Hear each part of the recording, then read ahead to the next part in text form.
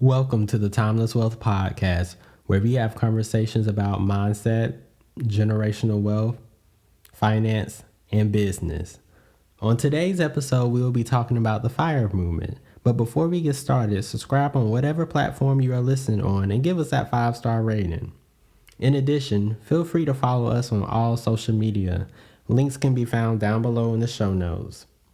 Now that that's out the way, I know I've been missing for about a week and a half, 2 weeks. I know it's supposed to be weekly episodes, but I had stuff to do on both of those weekends. I was out of town and I was not packing the recording equipment with me.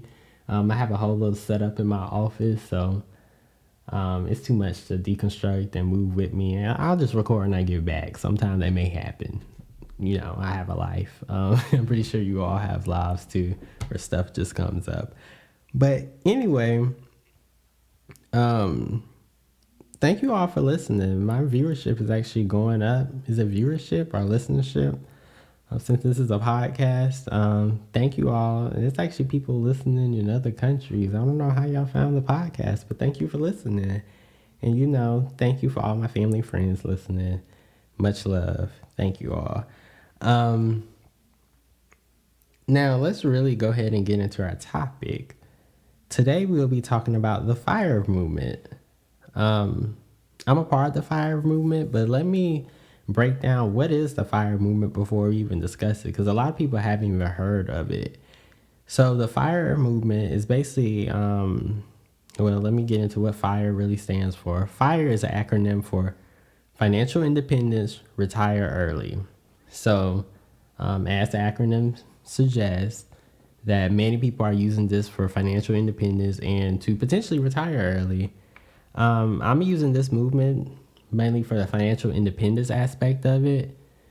I don't really foresee myself retiring early per se, because I know I'll be working in some capacity probably for most of my life, because I like money. I like expensive things. They don't pay for themselves, but I do like the idea of me having some financial independence. So if I need to go ghost for a few years, or if I really want to stop working, I could do that, and I can have the means to be able to do that in a comfortable manner. So that's why I joined it. Some people are all on the FIRE movement just because they want to retire in 5, 10, 15, 20 years, which is perfectly fine too. But my reasoning behind it is more so the financial independence aspect of it. So your next question was probably like, how does the FIRE movement work? Like, how do I amass all this wealth to where I could retire early, living comfortably? Well, mainly you invest and save a lot. It's quite simple as that. That really sounds simple, but it's really not simple in application, because a lot of people don't even make a lot of money to where they have a lot of excess money left over at the end of every month, and where they could save and invest enough so they could have financial independence in a short period of time. So we're going to discuss that a little bit later on, so hold on to that thought. But many people save that investment remainder or that saving remainder they have out in their budget. They either use index funds or ETFs in their as their investment vehicles.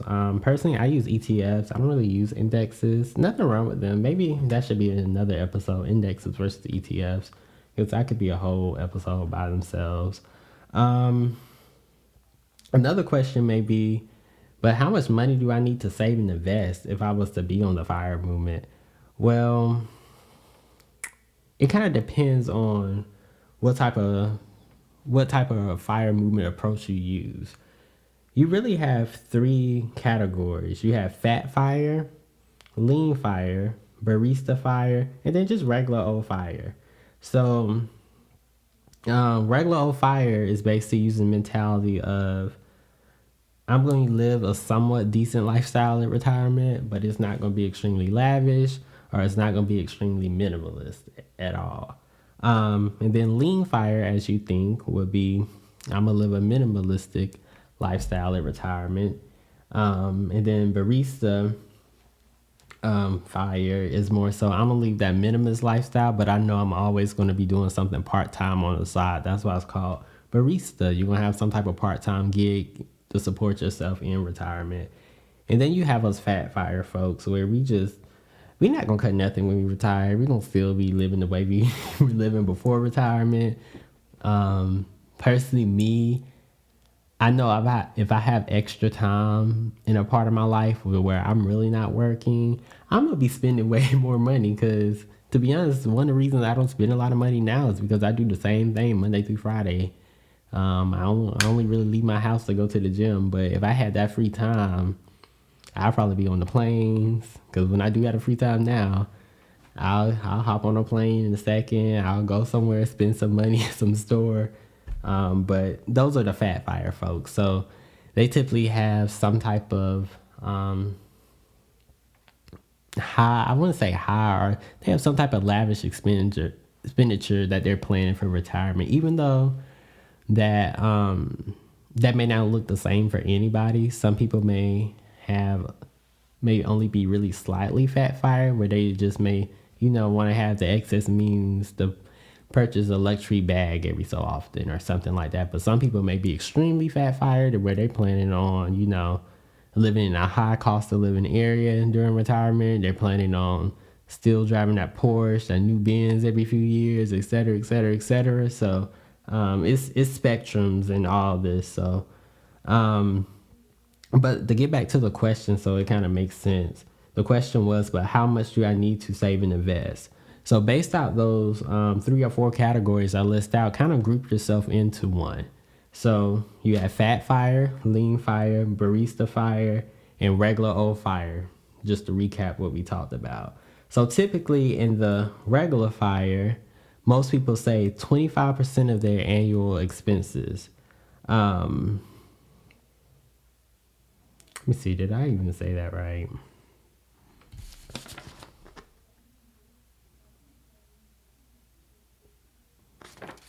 Okay, I did. I was just making sure. I had to look down at my notes because I don't want to tell y'all anything wrong. So I actually have an example we're going to go over that's kind of going to make this make more sense. But so let's say if you have like $100,000 you plan on living on retirement. If you were a part of regular fire, you know that your portfolio should grow to around $2.5 million or so. Now that will vary because you may not be regular fire. If you're fat fire, you might need 30% of your annual expenses. You might need a higher rate, so you might need a $3, $4, $5 million portfolio. But let's say if you're lean fire, stay in a low cost of living area, your land and house already bought for, et cetera, your expenditures are low.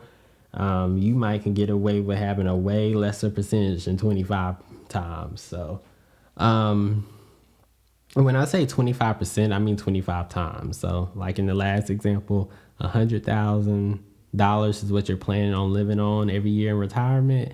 You probably should multiply that times 25 if you're regular fire. So when I say 25%, I mean 25 times. And then you're probably like, okay, so once I get to retirement, how much do I know I need to withdraw to where I won't use up all my funds before I die or before I transition on, or we're all gonna die, but you want to have enough, because especially if you're retiring early and not so much on just on the financial independence side of things, you're gonna have more years that you have to plan for to live on. So typically, most people say you can withdraw around 4% of your portfolio a year and be able to, not deplete it that fast. So let's say if you have a $2.5 million portfolio again, if you want to withdraw 4%, so you can withdraw about $100,000 off that every year, which is decent. But also, to go back to the main question about how much do I need to save and invest again, I also want you to think about that the dollar worth today will not be the same worth of a dollar 15, 20, 25 years, 10 years if you're really moving fast in the fire movement. It won't be worth the same thing. So you might want to plan for $100,000 now, but that $100,000 may be worth truly $60,000 by the time you retire. So just keep that in mind, that when planning for the FIRE movement, you don't want to get too specific, because I know my planning strategy is very loose still, because a lot of things are still changing in my life. I'm in my 20s, so eventually marriage or kids or any other things that may come around and kind of change my plan, and I don't want to feel like I'm off because my plan has changed. But the next question I want you to think about is FIRE for me personally?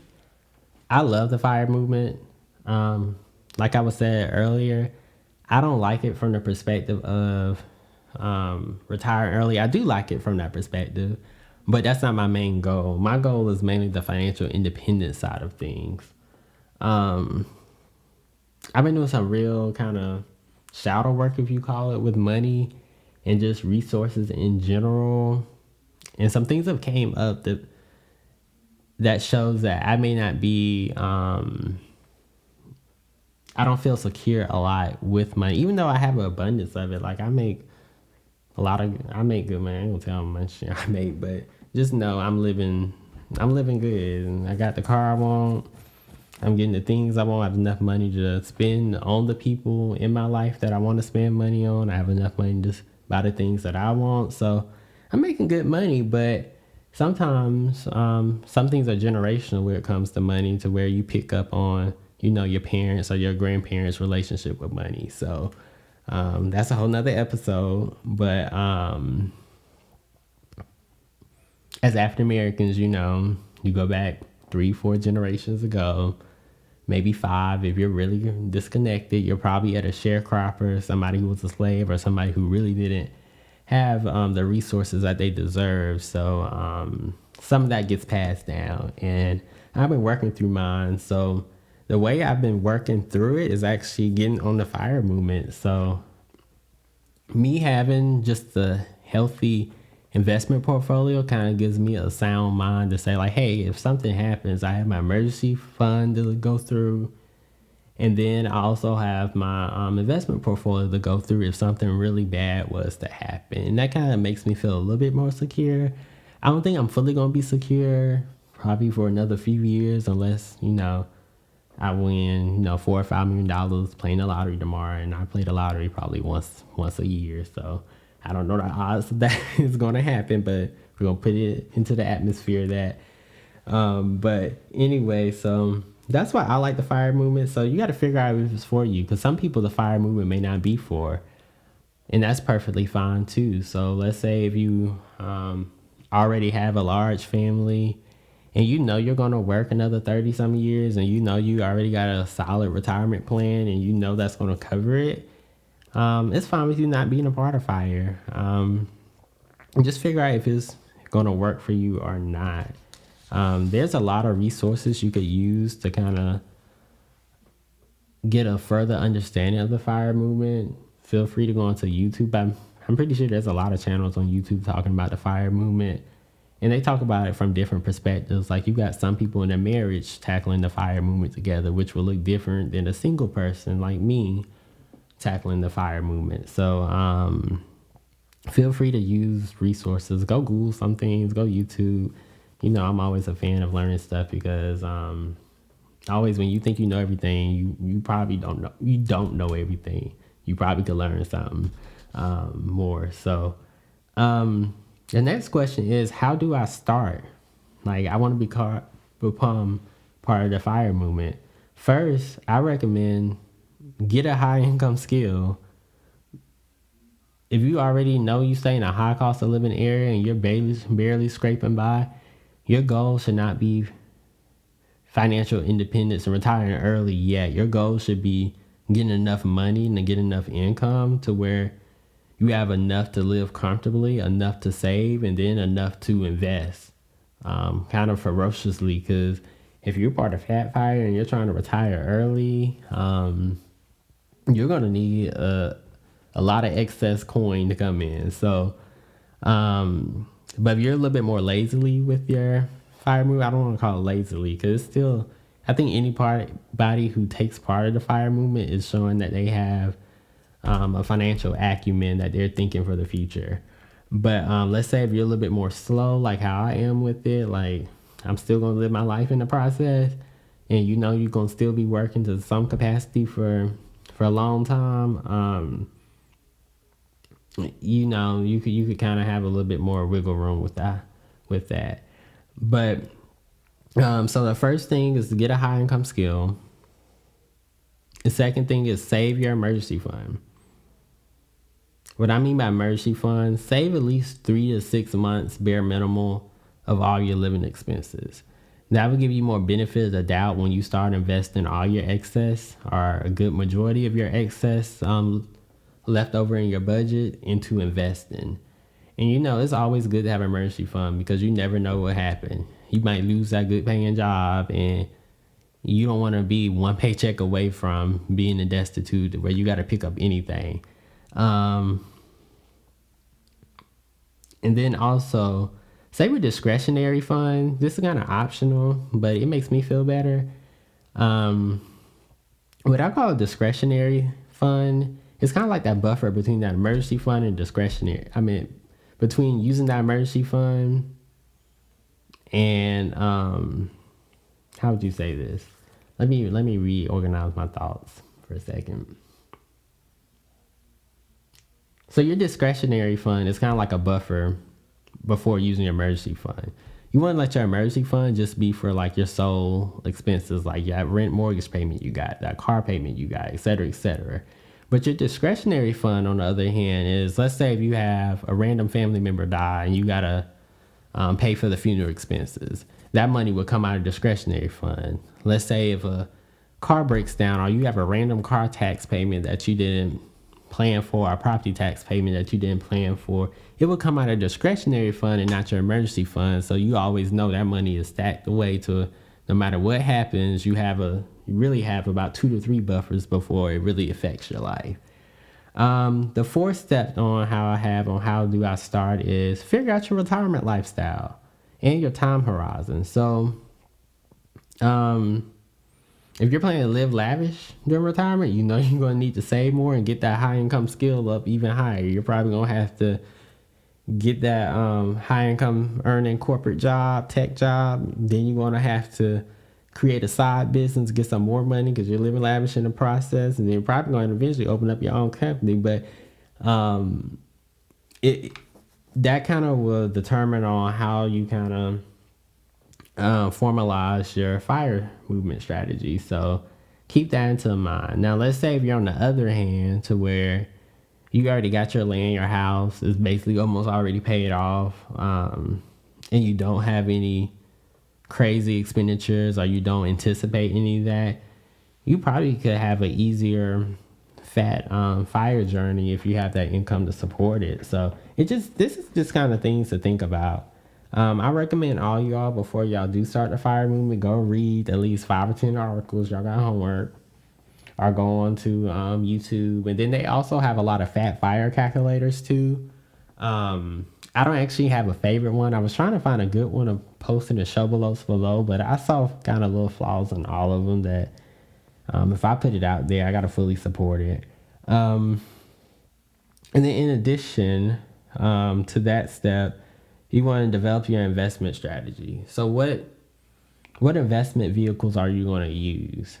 Are you going to use indexes? Are you going to use ETFs? I use ETFs. I've even seen some people to where they build up a solid ETF portfolio and then they take a loan off on that big ETF portfolio balance. And then they go buy real estate to generate more cash and rental property. So it's many different ways you could build your strategy. So don't just take it that you have to invest in stocks or invest in bonds or invest in ETFs. It should be a mix of everything. Some people use some alternative investments like the real estate example I just told you. So, and then the sixth thing is just stay consistent with your investing. You don't want to come up with this elaborate plan and then you're supposed to be putting $2,000, $3,000 into your fat fire portfolio, And then every month you find a reason to only put half of that in there, and don't put any of that to begin with, because you always find something to do with it. So stay consistent, because you do want to get the benefits of compound investing. That may be a whole nother episode with compound investing, because the earlier you start investing, basically the more return you get out of your money, the more your money makes for you.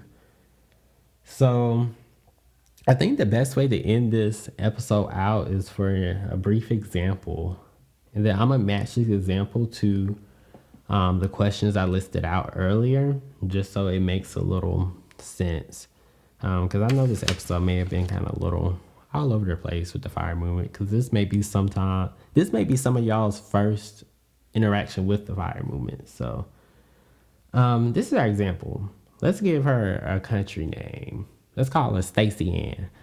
Let's say she moved to Atlanta. I'm just gonna use Atlanta because it's easy spot that everybody typically moves to in the deep south when they get some money.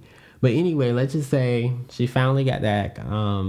She works in big tech and she got a nice consulting role, and she makes about $140K a year. So she's making good money. She's doing well, but she's also in a high cost of living area. And she kind of lives a slightly flashy life, so she be spending the money. And just to give you some more background on this conceptual character, Stacey Ann, she from the country. So, she don't have a lot of relatives, or, she doesn't have that generational wealth aspect pertaining to money. So keep that in mind with how I kind of explained the example with her. The first question that was out of our how do I start the fire movement, what is get a high income skill. Stacey Ann already got that. She making $140,000 a year, so she good. You don't need to make that amount to be part of the fire movement, because you may be in a low cost of living area and $70,000, $80,000 living lavish. So we're just using Stacey Ann and about $140K in Atlanta. That's doing well. The second step is save your emergency fund. So Stacey Ann, like I said, she doesn't have extensive background in generational wealth. Like she wasn't past any substantial amount of cash. So she doesn't have an emergency fund. And she was kind of spending her money the last 2 or 3 years in the full-time workforce. So she wasn't even saving it. She's a big spender, but she's trying to get on track now. So she needs to build her emergency fund up, and she anticipates that she wants a 6-month emergency fund, because she knows that she doesn't have anybody to depend on financially like that. She's the only one in Atlanta. And then in addition, she kind of has a lot of expenses a year. So with that $140,000 a year, if you want to get a piece of paper to write this down, it's fine. But if not, I'm going to keep on explaining. It's about $7,900 a month after taxes she bring in. And she stays in expensive areas, so she pays about $3,000 a month in rent. She has a luxury vehicle. I don't know what she got. An Audi. She got an Audi, and she pays about $1,250 a month. And then also she has about $1,500 in other expenses. So she like her clothes, shoe game up sometime, and then groceries and food, things like that, gas, random mobile phone bills, Verizon bills. She spent about $1,500 on everything that's not rent and car. So that leaves her with about $2,000 left over a month. So it takes her about 16 months to get to that emergency fund of about $34,000. So after about 16 months, she has that emergency fund. She's feeling a lot better with that. But the third kind of target was save your discretionary fund. So she knows she wants a discretionary fund because she's the only one in her family that has a lot of means of money. If something happens, she has to foot the bill for it. So she's gonna take that same amount of money, that $2,000 a month, and for 5 months she's gonna create her discretionary fund of about $10,000. So right now she has about 40 something $1,000 saved away, 45 if I remember correctly. I'm just taking these numbers off the top of my head, so if they are a little janky, it just is what it is.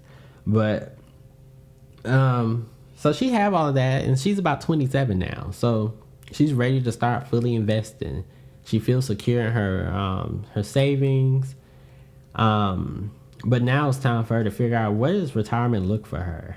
What does that lifestyle look like for her? What is her time horizon? So she's 27 years old at this point. She has had some salary changes since then. She has got another promotion, and she has switched jobs too. So she's bringing in a lot more money now. I think, let's say she's making $180,000 a year.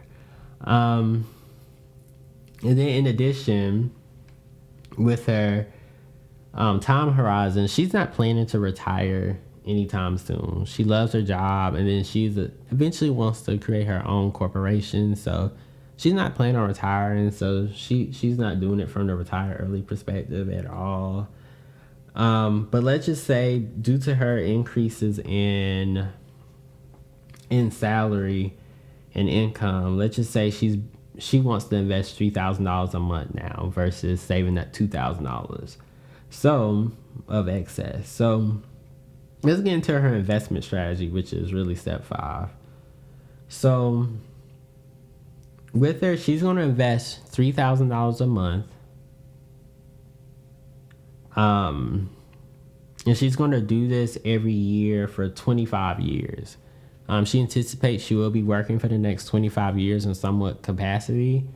And then at that point, she's probably going to continue working in some capacity because she's going to have her own company by then. But she wants to have the option at that point to where if she wants to wash her hands with everything and just go chill on the beach, she can go do that. So, but she's not in a rush to do that because she wants to, she's in Atlanta. She likes to spend. She's in Phipps every other weekend spending still. It's crazy. But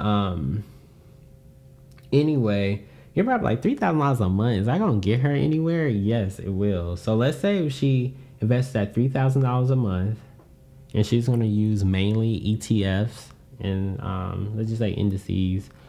Let me pull this up. Side note, when y'all try to do your own planning, use Smart Asset Investment Calculator. Just free promo. They're not paying me. I mean, I don't know why they pay me yet. But anyway,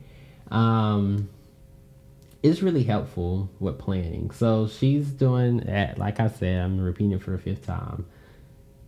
She's investing about $3,000 a month, and she's going to do this for about 25 years at a 9% expected rate of return. So some years she may have a little bit more than that, and some years she's going to have a little bit less than that, but that's what she's planning, about a 9% over the 25 years.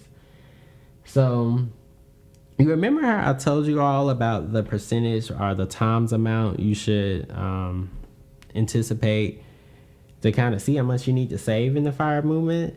So she's anticipating that she's going to live off $100,000 a year. So you'll 27 times that, since she's a part of Fat Fire, not 25, because she needs a little bit more money because she's part of Fat Fire. So she needs a portfolio, in other words, of around $2.7 million. So you're probably like, she's not going to be able to do that with $3,000 a month, because that's really only $36,000 a year she's contributing. But actually, yes, due to compound interest, within 23 years, she already has a portfolio balance surpassing $2.7 million. And in 25 years, when she's anticipating to see, okay, do I continue on to work? Do I not? She have close to around $3.4 million to work with. That's why I say get it started investing early. If you're in your 20s, you're ahead of the 8 ball. Because what I've noticed is that most people don't get serious with investing up until like their middle to upper 30s and sometimes their 40s. And at that point, it's not that it's too late, but you lost all that time to where stuff could have been accruing. You could have started off like her at 27, invest in everything. So she has enough money at that point, and then she also have enough money for for anything else she wants to invest in.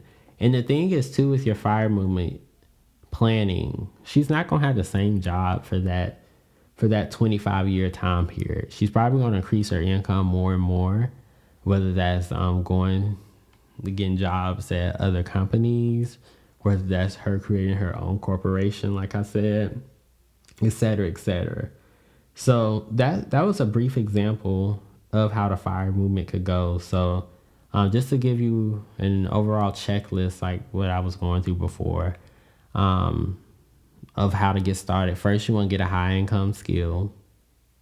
You want to have enough money to where you can live the life you want to live now, but you can also have enough excess to where you can invest, to where you could potentially retire early and definitely get that financial independence. 2, you want to save your emergency fund. Typically, I recommend 6 months needs to be stashed away, but if you're single and by yourself and if you're down bad, you're going to bounce back, you might can get away with 3 months. But let's say if you have a whole bunch of kids and dependents, you might need a 9-month emergency fund. And then you also want to save your discretionary fund, which is kind of like your buffer emergency fund. And then in addition, you want to figure out your retirement lifestyle. Are you going to be living lavish? Are you going to be living pretty simple like? So, and one's not worse or better than the other. Because some parts of me is like, I think when I get old, I'm going to move back to the country and and live a peaceful lifestyle. And the other part of me is like, nope, we're going to be in the city. And then you want to develop your investment strategy. And then the last one is just invest and stay consistent with it. So this is all I have for you all today concerning the fire movement. It's just something to think about. I may do another episode in a few weeks or so, getting more details about the fire movement. But this is just kind of like a little introductory of it. I love the fire movement. I'm really not here for the retire early part of it, which that does sound nice. I'm really here for the financial independence of it because I like the security. And then in addition, feel free to go and listen to our last episodes. We Don't Do Humble. That was a great episode. Go listen to it. And I'll probably be doing a lot more episodes that are not technical coming up, because I want to talk about the Great Reset. I think that's important because I think the middle class is about to dwindle away real soon, and you might want to get to where you want to be, because I don't think you're going to be able to jump classes like that real soon. But I'll explain that coming up in another episode. And then feel free to leave a review or anything. These episodes are really not too structured right now. I kind of want it to be that way because I want to see what do people like. And right now I'm mainly using my family and friends as to gauge what do people like, because I know they're actively listening and they're going to tell me what they like or not. But if you're really interested in seeing the podcast grow, feel free to DM me on Twitter. The link tree below for the podcast is below, and tell me what you want to hear about, because we'll talk about it. And other than that, thank you all for listening, and please subscribe and give that 5-star rating down below. See you later.